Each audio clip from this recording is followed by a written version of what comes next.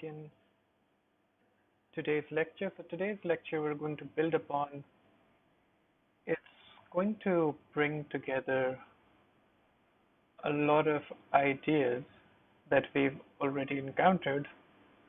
And so we've looked at diagonalization, and we've looked at orthogonal matrices, and we've looked at symmetric matrices, and we looked at eigenvalues and eigenvectors, and these three sort of ideas will come together in this lecture. So the first thing that I want to recall is the fact that we can, when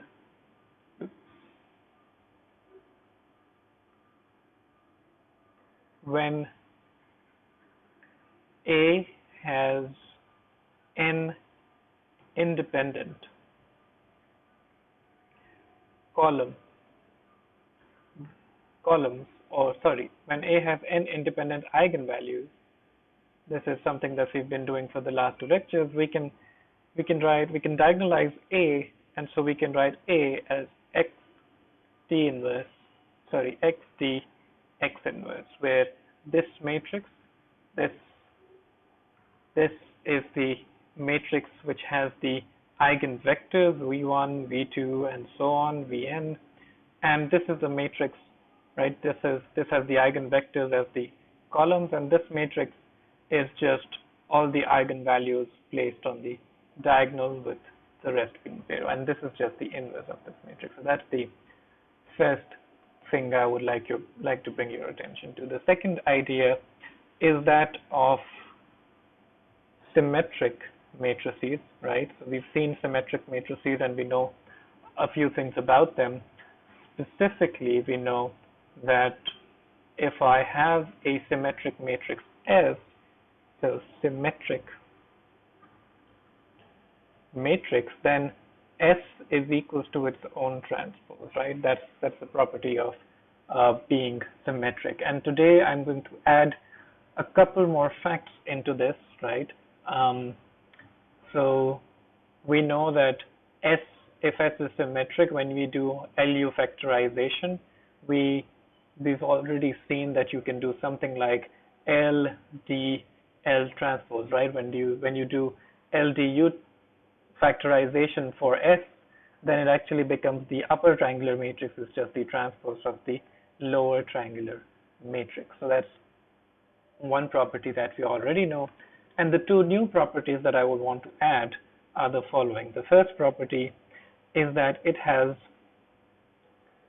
all eigenvalues are real, right? They belong to the set of real numbers, and we never get a characteristic equation that has complex roots for a symmetric matrix, right? We can try it out. And if all eigenvalues are real, and the second fact is that all eigenvectors can be chosen to be orthonormal, right? And this word chosen is written because eigenvectors are not really just a single vector. They can be they're just on the same line, but they can be scaled to any length that we want. So we can scale them to be of unit length, and we are guaranteed that they're going to be orthonormal because they're orthogonal vectors, right? And just to add one last piece to the puzzle that I'm building up to is that of orthogonal matrices, right? So that of orthogonal matrices, right? So if you remember, we talked about some orthogonal matrices, and the idea was that their columns are orthogonal vectors, right? So, and we denoted them by Q, and the nice thing about matrices which are orthogonal, let's say Q has orthogonal columns, right, or orthonormal columns, what we know about them is that Q inverse is the same as Q transpose, right? And so now we're going to combine all of these three ideas sort of together, and these three ideas come together in this way that we get a new sort of characterization, or rather a factorization for symmetric matrices, right? So we're building to this idea now that we have the following fact, and let me just zoom out a little bit. So we have the following fact for any symmetric matrix, right? So for any symmetric matrix, we can factorize the symmetric matrix as follows. We can write it as S is equals to X dx inverse. This is coming from this fact over here. And the idea is that the symmetric matrices, we are guaranteed that there are always going to be n independent eigenvectors, right? So there is this guarantee that comes from it being symmetric, and I'm not going to prove that, but let's just take my word for it. And so what is the other thing we know? Now we know that all the eigenvectors are also orthonormal, which means that these matrices, actually this X matrix, can be replaced by an orthogonal matrix, right? And now, so we've used this fact, and now finally we know the fact about orthogonal vector matrices is that Q inverse is the same as Q transpose. So for any symmetric matrix, we can write, so here's the new important factorization, that a symmetric matrix can be diagonalized as Q T Q transpose, right? And that's a very important factorization, and the idea is that this inverse has been replaced by a transpose. Usually inverses are a bit annoying to find, a bit annoying to compute, but the nice thing about symmetric matrices is that this inverse just turns out to be just a transpose, right? So as long as you just find the eigenvalues and the eigenvectors, you can make this matrix Q and D, and you can just transpose it and get Q transpose, right? So this is similar in sort of flavor to this LD L transpose factorization that we were doing when we were doing the upper and lower triangular factorization, right, for the symmetric matrix, right? So symmetric matrices are really nice matrices, and perhaps we can see an example of that in practice. Let's say I have a symmetric matrix 1, 2, minus 1, minus 1, and so if I want to compute the eigenvalues, then the eigenvalues are something like 1 minus lambda, 2 minus lambda, minus 1, minus 1. And then we just form the characteristic equation by taking the determinant of this matrix, right? So I want to do the determinant of A minus lambda I, right? And so the determinant is going to be 1 minus lambda, 2 minus lambda, minus 1 minus 1, which so minus, and then we have negative 1 times negative 1, so this is just negative 1 equals to 0. And so the equation that we'll get eventually is 2 minus 2 lambda minus lambda and plus lambda squared minus 1 equals 0, and we get the equation lambda squared minus 3 lambda plus 1, and we can check the discriminant, right? So the thing that goes under the square root, we can check b squared minus 4ac for this matrix, and we have that that's just 9 minus 4 times 1, which is, so this is just 5, which means it's going to give us real roots, right? And actually it's going to give us 2 distinct real roots. So we are guaranteed that, because recall that if A is n by n and A has n distinct eigenvalues, then you have that A has n independent eigenvectors, right? This happens because the only time you get eigenvectors which are not independent, right? You fail to get a independent set of eigenvectors, a full set of independent eigenvectors, is in the case when one of the eigenvalues is repeated, right? But in this case, none of the eigenvalues are repeated, so we're fine now. It can also happen that the eigenvalues are repeated, which is fine, but then you will still get two independent eigenvectors. So that's covered. Okay, for a moment, I'm going to delve into the idea of complex eigenvalues, right? That's something that symmetric matrices are able to avoid, but not all matrices are symmetric. So what happens when we get complex eigenvalues, right? So that's really a question that we've not addressed, and due to the limitations of the time of the course, and we're sort of at the end of the course, we don't have enough time to deal with complex eigenvalues and complex eigenvectors and complex matrices. But we can ask a similar question about what are nice matrices, right? Matrices for complex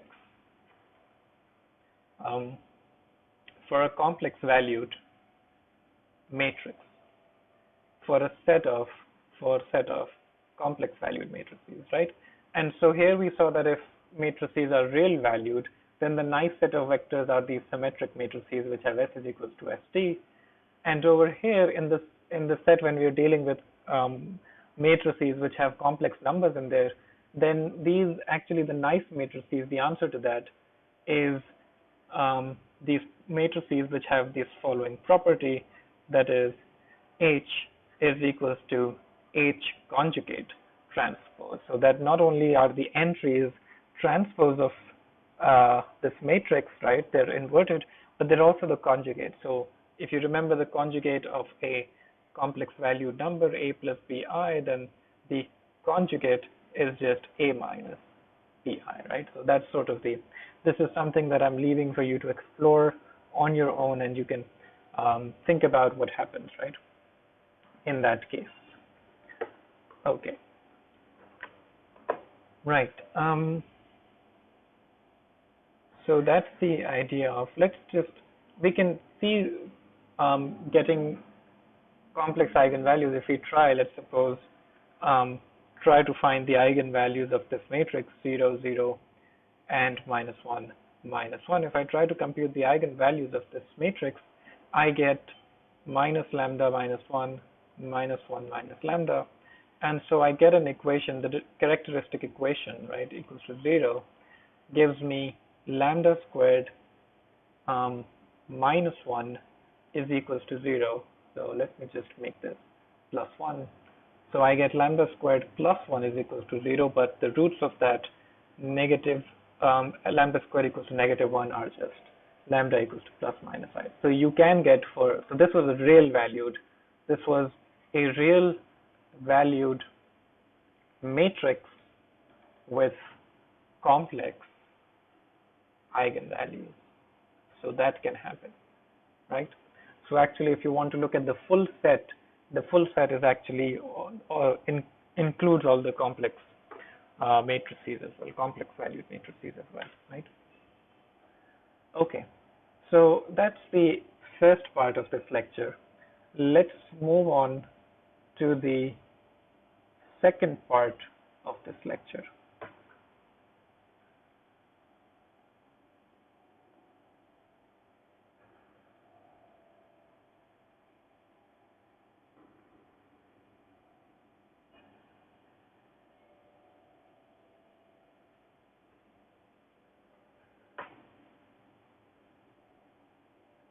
Okay, so the second part of this lecture has to do, and I'm going to move to a new page for that. So I'm going to introduce another new concept.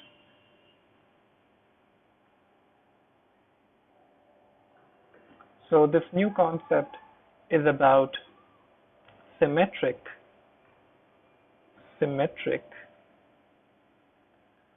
positive definite matrices, right? Matrices that we also call SPD matrices, right? And these are also another class of very nice matrices.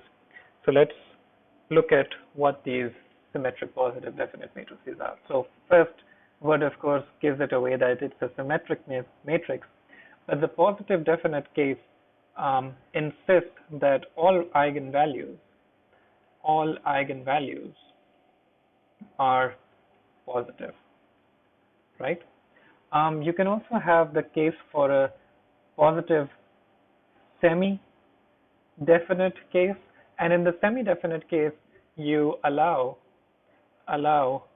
a zero eigenvalue as well, right? So if your matrix has one eigenvalue or multiple eigenvalues which are zero, then that's a semi-definite matrix, right? But otherwise, if all of them are positive, then that's a positive definite matrix.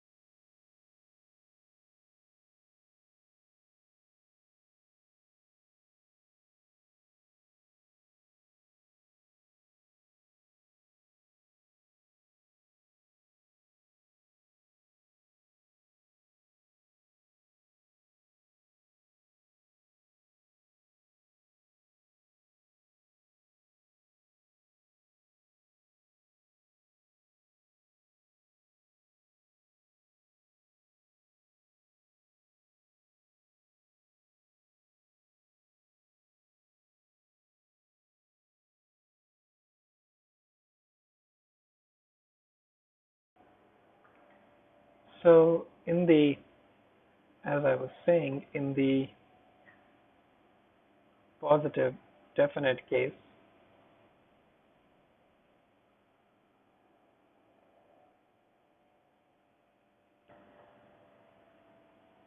in the positive definite case, we have all the eigenvalues to be greater than, sorry, greater than 0. And in this case, you have all the eigenvalues, right? You can have greater than or equal to 0. So that's really, this equality is really the difference between a symmetric positive definite matrix and a symmetric positive semi-definite matrix, right? Okay, and so let's look at an SPD matrix, right? One of the things about the SPD matrix is, notice, so let's say I have this matrix,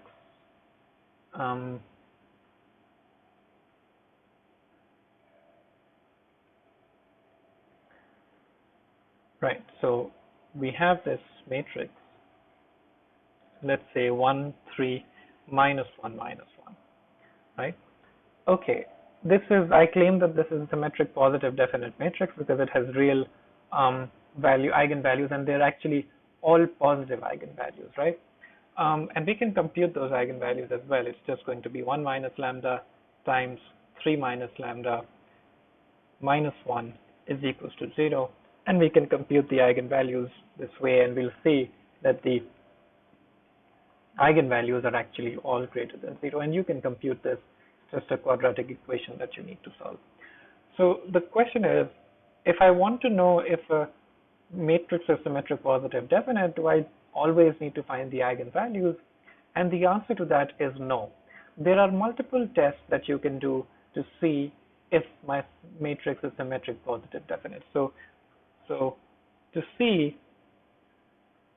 if A is SPD, you can check the following. You can check that, well, firstly, of course, that the eigenvalues, or let's just not say SPD because you've already checked for symmetric, the matrix being symmetric. Let's to see if S is positive definite, right? If S matrix is positive definite, I've used S here so that you know that I'm talking about a symmetric matrix, right? So the eigenvalues are positive. That's the first test. The second test that you can do is to see all pivots. So let's add the word all, and over here, all pivots are positive. So if you're doing Gaussian elimination on a symmetric matrix, and you see on a matrix, and you see that the eigenvalues and the pivots are all positive, then you know that the eigenvalues are also all positive. So they sort of share this relationship of their signs being equal. Another test that you can do is that all determinants are positive. Now, what do I mean when I say all determinants? Because a matrix just has one determinant, right? This matrix, if I take this matrix 1, 1, 3, minus 1, minus 1, what do I mean by all the determinants? And what I mean by that is that you have to consider all the sub-matrices. So you start off from this corner over here, and you check, right? You check whether this determinant is positive. So this is just a 1 by 1 matrix whose determinant is 1, so I know this is positive. And then you check the other one. In this case, it's going to be a 2 by 2 matrix, which is 1 times 3, 3, and then minus 1, you get 2. So we know that all the determinants are positive, so I know that this is a SPD matrix, right? I did not need to find the signs of the eigenvalues. I can just check the determinants, and that would give me the answer of whether this is a symmetric positive definite matrix. Okay, let's see it in action for a 3 by 3 case as well, right? Let's consider a 3 by 3 case. So perhaps we have a 1 here and a 3 here, minus 1, minus 1, and we have, let's say, a 2 here and a 2 here, and 1, 1, and 4, right? So this is my matrix, and let's make it easy and make a couple of entries 0 here, so it's easy to compute. So in this case, we find all the determinants. So I found this determinant, I know it's positive. I found this determinant, I know it's positive, but I need to check the whole determinant again, the 3 by 3 determinant as well. So that computation is going to be equals to, so let's say I go along this row, and this row will give me the following determinant, right? 1 multiplied by the determinant of 3, 1, 1, 4, and -1, but the sign is, remember the sign is negative, so positive times -1, 0, 1, 4, and then the third entry you can ignore because it's just a 0 being multiplied, right? And so this is going to be 12 minus 1, which is 11, and this is -4 minus nothing, so this is just -4. And so this is, so the answer is 7, and so we know that all the determinants are positive, right? So for this one, and for this one. So this is indeed, I have managed to create an SPD matrix. Even if one of these determinants end up being negative or 0, then you will not have a positive definite matrix. Okay.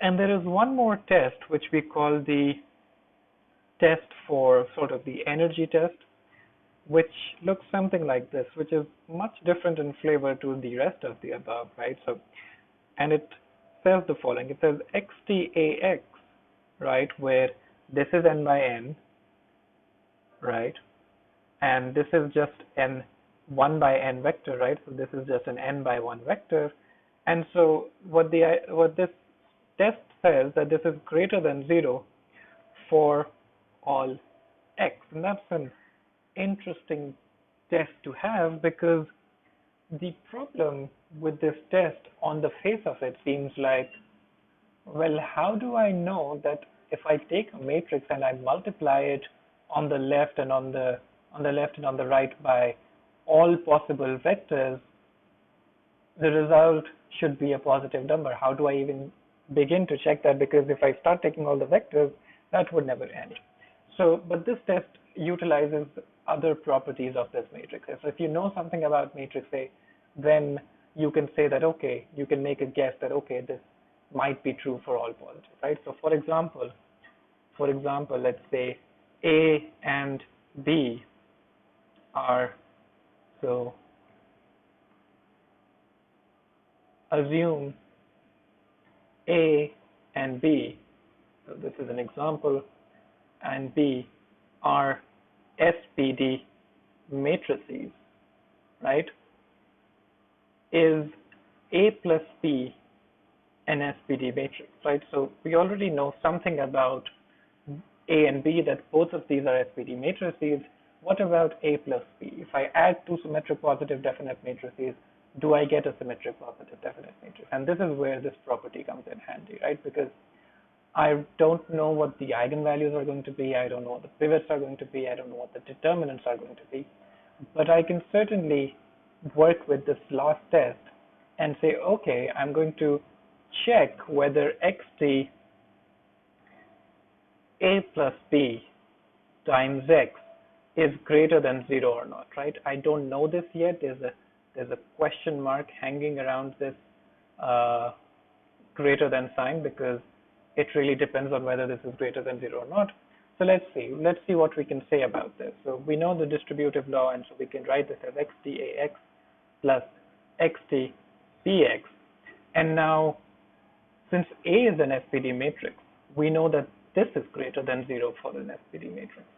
And if B is an SPD matrix, we already have this fact over here, right?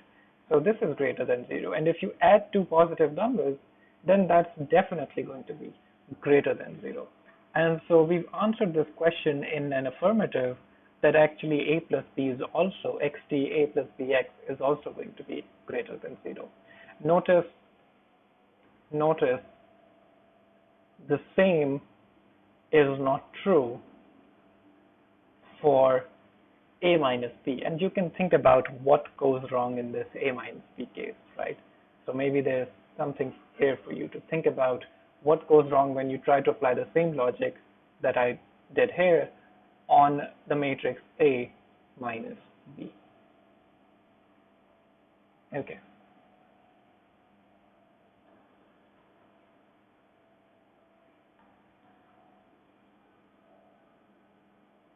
So let's spend some time on, actually let's do one more example before we move on. Let's consider, or rather ask the question, when is A transpose A an SPD matrix, right? A positive definite matrix. When is A transpose A a positive definite matrix, right? And I know that A transpose A is already symmetric, so I don't even need to worry about that because the entries that are being multiplied are the same. So ATA, no problem about that. That's just fine. But when is it positive definite, right? Okay. So the question really that we're asking is X transpose A times A transpose A X, when is it greater than 0, right? Okay, and I can rearrange the parentheses to look something like this: XCAT times AX, right? So I want this to be greater than 0, right? Okay, if I want this greater to be 0, then what else can I say?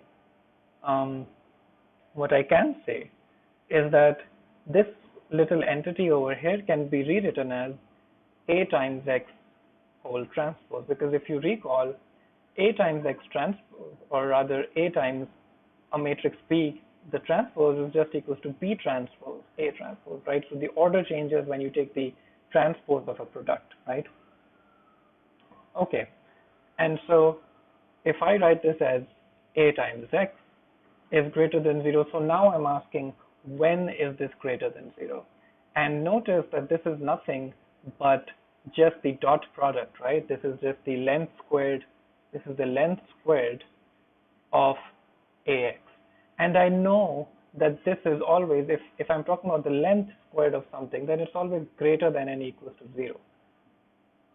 So over here we know that ATA is always symmetric, positive, semi-definite.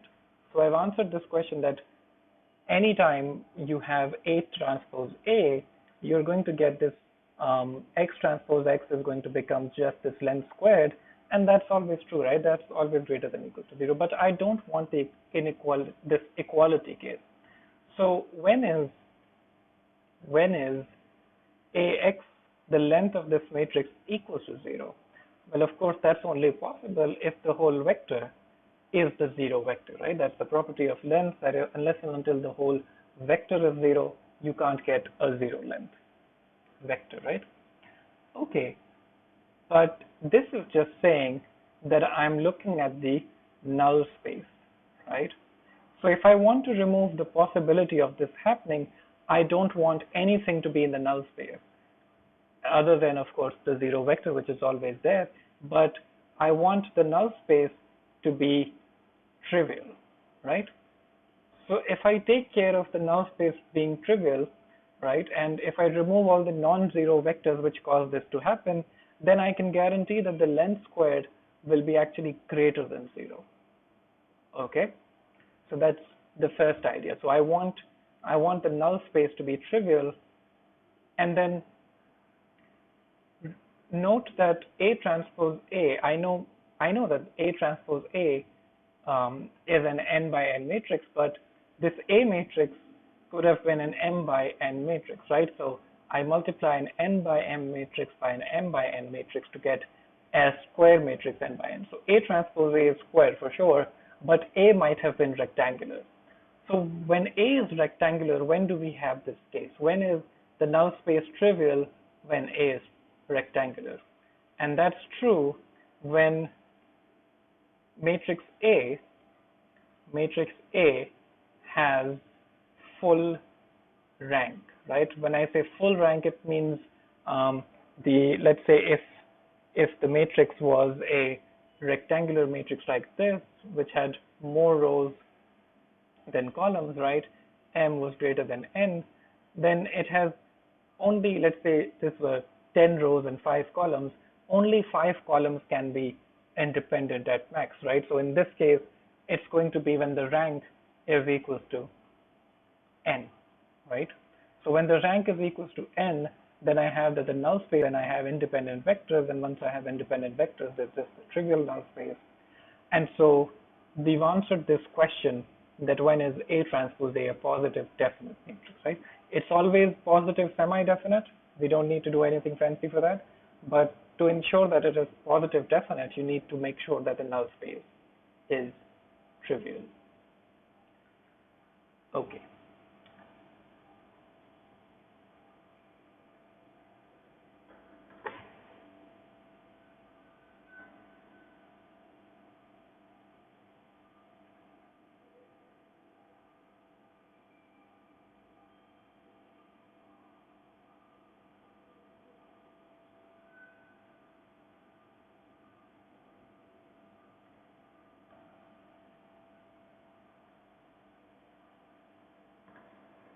Okay, so this is the final part of this lecture, which is talking about a little bit of calculus. This is talking about visualizing sort of what XTA really is, right? So let's say, what does XTAX look like for a 2 by 2 matrix, right? So let's say I have a 2 by 2 matrix. Let's say something like this. Let's take the matrix that we were working with, 1, 3, -1, -1. And so X has to be a vector. So it has to be a 2 vector, which means it has 2 entries, x1 and x2. And it has 2 entries here, x1 and x2, but in the transposed way, right? So what is this product going to look like? So let's compute this product. This is just x1, x2.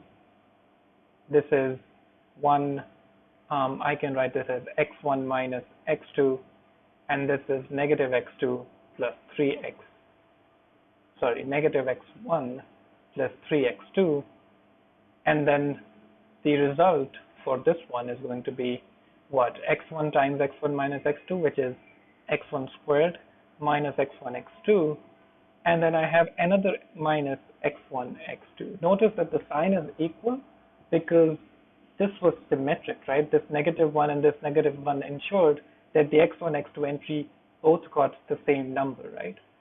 And then finally you have plus 3x2 squared. So this is x transpose AX, which is x1 squared minus 2x1 x2 plus 3x2 squared. And you're really asking, if you want XTAX to be greater than 0, you're asking this function to be greater than 0, right? And so you're really saying that the minimum value of this function should be greater than 0. So it should have a minima A, and then that minima should be greater than 0. So if you recall, how do you find, actually this can be just considered a function fx1 and x2 is equals to x1 squared minus 2x1 x2 plus 3x2 squared. It's actually a special form which is called a quadratic form, right? Quadratic form. So XTAX gives rise to this quadratic form, and this happened in a 2 by 2 case. We'll see in a 3 by 3 case we also get a quadratic form, but in 3 variables, right? And so in an n by n case you get a quadratic form in n variables. Okay, but really the question is, when is this greater than 0? So if you recall, what I want is that, let's say this looks like something of this is a 3-dimensional function, right? So if you plot it something like this, you want it to be greater than 0, always something like this, right? It has to be greater than 0, and actually it looks something sort of like this paraboloid, right? This is what a quadratic form looks like when it has a minima, right? Okay, and so if you recall, then when you find the minima, you're actually doing something like this. So in the single variable case, what you do if you want to find the minima, you say, okay, the derivative is equal to 0, and then the second derivative. So in the single variable case, you want to check f derivative x is equal to 0, and then the second derivative should be greater than 0. So this is the test that tells you when is it a minima. What happens in the multivariable case? Well, in the multivariable case, you say, okay, I want all the partial derivative, the first partial derivative, to be equal to 0. Let's consider a 2 by 2 case. But then what about the second derivative case? And this, if you remember, the second derivative case is actually related to the Hessian, right? And so what's the property for the Hessian? We say it has a minima. It has a minima when the following are true. The first thing that needs to be true is that we say this determinant, the determinant is greater than 0 for this Hessian matrix, and fxx is greater than 0. So in the context of this Hessian matrix, let's say I have a Hessian matrix, right? The Hessian matrix is actually just fxx, fxy, fyx, and fyy. So if you think about this Hessian matrix, then actually this is a symmetric matrix, right? Because when the function is continuous, fxy is actually equal to fyx. So if I compute the determinant, that's going to be equal to fxx, fyy minus fxy squared. You're saying that the determinant should be 0. So you're actually saying the test that we had. So this determinant is greater than 0 and this determinant is greater than 0. So actually you can rewrite this whole test as just saying that the Hessian is positive definite. If your Hessian is positive definite, then you know that this is going to be greater than 0 and this is going to be greater than 0, and then you have a minima, right, for the function. And we can perhaps even, what happens when we try to construct the Hessian of this matrix, right? So if I try to construct fx1, then that's just 2x1, right? And if I do fx1, x1 twice, right? So let's say this is the x variable and this is the y variable. x1 is the x variable and x2 is the y variable. So I can just rewrite this as fx as 2x, and fxx is equals to, it's actually going to be equal to minus 2x2, but this one gets rid of by, so this is just fxx is just going to be 2x, right? So this, we can replace x2 by let x1 is equals to x and let x2 is equals to y. Okay, so this is just going to be negative 2y, and then the derivative, the second derivative will be 2. Similarly, fyy is going to be what? Fyy is going to be 6, I believe. Okay, and what about fxy and fyx? Both of those will be equals to negative 2. So if I make the Hessian matrix, it looks like this. It has a 2 here and a 6 here and a negative 2 and a negative 2. And if you notice that this is actually just the same matrix that you started off from, but just scaled, right? So if you take out 2 from this matrix, this is just 2 times the original matrix that you started off with, right? So 1, minus 1, minus 1, and 3, right? So checking for the minima of this function, that the Hessian is positive, symmetric positive definite, is just checking, right, that this matrix is symmetric positive definite. That's how these two are related. Okay, so that's something about calculus and how these ideas are related to each other. Okay, let's consider a 3 by 3 case, right? Let's say we have a 3 by 3 case. Negative, let's say 2, negative 1, negative 1, 2, 2, negative 1, negative 1, 0, 0. Right, let's consider this matrix.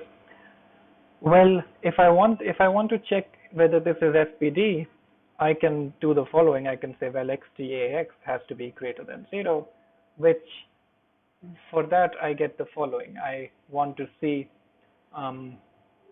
let's say I put it as x1.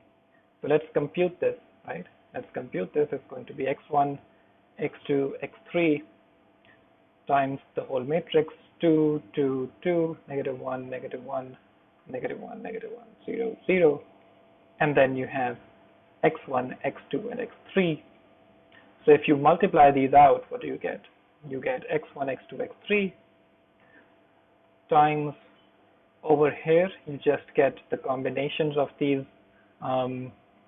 entries, these rows based on based on each of these rows. So this is 2x1 minus x2, this is minus x1 plus 2x2 minus x3, and this one is just minus x2 plus 2x3.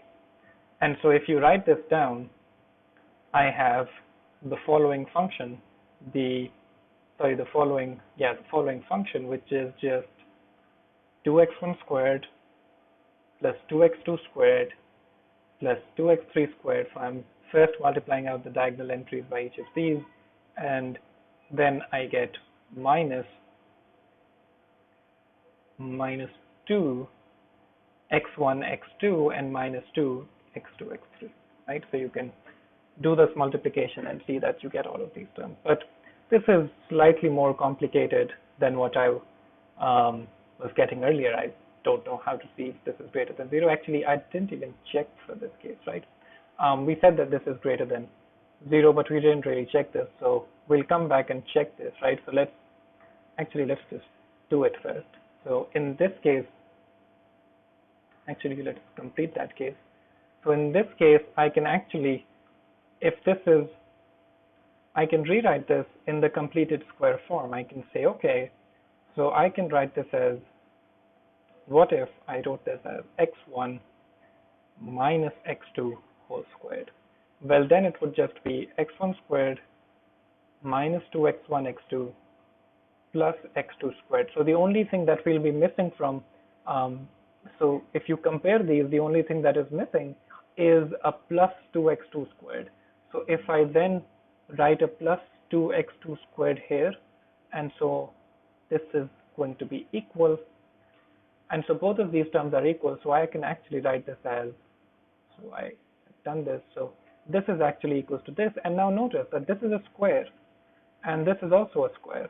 So this is greater than 0, this is greater than 0, so the whole thing is greater than 0. So completing the square is something that you can do when you have two variables, but to do that for this one is going to be a little bit difficult, but that's fine because you have multiple tests for checking whether the matrix is symmetric, positive, definite, and one of them is to see all the determinants are positive. So let's check all the determinants. So this determinant is 2, this determinant is 4 minus 1, which is 3, and then this determinant we can compute out to be 2 times 2 minus 1 minus 1, 2, and the other one will be positive 1 times, so this is a negative sign here, so that becomes positive, and this will be minus 1, 0, minus 1, 2. So that's going to be equals to 2 to the 4, 4 minus 1, 3, 3 to the 6, and a negative 2 here, which is 4. So this is positive, this is positive, this is positive. So this is an SPD matrix for sure, and now I can claim that this is greater than 0 for all values of x1, x2, and x3 for all x1, x2, x3, right? So this is what's happening. And one more thing that I would like to add before I end this lecture is, if you consider the case, if this looks something like a parabola, right? So if you want to check, if you want it to be equals to some value, right, equals to, let's say, 3, then you're actually checking this intersection of this plane, which is z equals to 3, with this parabola, and actually you're going to get an ellipse, right? So in the 2-dimensional case, you get an ellipse, and in the 3-dimension case, so xt ax is equals to some constant gives you an ellipse in R2. This will give you, so xt ax is equals to some constant will give you this is a three-dimensional function, right? So which means you will have to plot it, you will need 4 dimensions, one for each of these variables, and then 1 dimension to plot the whole function. So you need 4 dimensions. But if you take a slice in 4 dimensions, you get something which is 3-dimensional, right? In this one, I took a slice in 3-dimensional, so I got something which was 2-dimensional. And ellipse is just a 2-dimensional entity, right? It can be made like this, right? It might be or might not be a circle, but it has just 2 dimensions. So in 3 dimensions, we'll give it an ellipsoid in R3, and so it will give us an sort of an ellipsoid in Rn. Okay, and you see that in this lecture, lots of ideas came together. We delved into all the previous ideas that we were talking about, orthogonality and symmetric matrices and diagonalization, and then we also saw something about positive definite matrices and calculus even showing up in the linear algebra, right? So there's connections to calculus over here with quadratic forms. Okay, that's it. Have a good day. That's it for today. See you in the next lecture.